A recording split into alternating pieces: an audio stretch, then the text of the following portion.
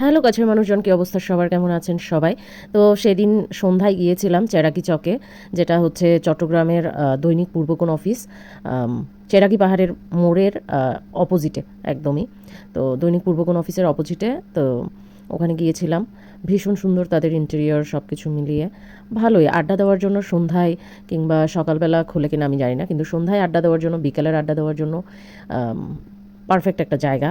যদিও হচ্ছে যে বঙ্কুসোনার বাবার তেমন একটা পছন্দ হয় না এই জায়গাটা, মানে প্রচণ্ড সাউন্ড, তারপরে হচ্ছে মানে ফ্যামিলির জন্য অতটা মানে কি ফ্যামিলি ফ্রেন্ডলি না।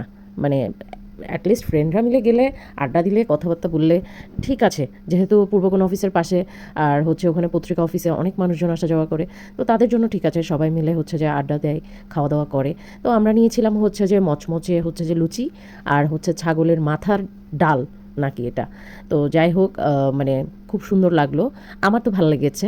বাট বঙ্কুসোনার বাবার একটুও পছন্দ হয় নাই। উনি বারবার বলছিলেন যে মানে কোনো দরকার নাই, এই নাই সেই নাই, এই টাইপের বলছিলেন আর কি। ওনার তেমন একটা পছন্দ হয় নাই। বাট আমার ভীষণ ভালো লেগেছে। আমার কোথাও ঘুরতে গেলে, খেতে গেলে, মানে বেড়াতে গেলে আমার ভালো লাগে, আমার মন ফুরফুরা হয়ে যায়। অনেক দিন ধরেই এটা এডিট করব, দেবো দেবো করে আসলে দেওয়া হচ্ছে না। তো যাই হোক, আজকে ভয়েস ওভার দিয়ে দিচ্ছি।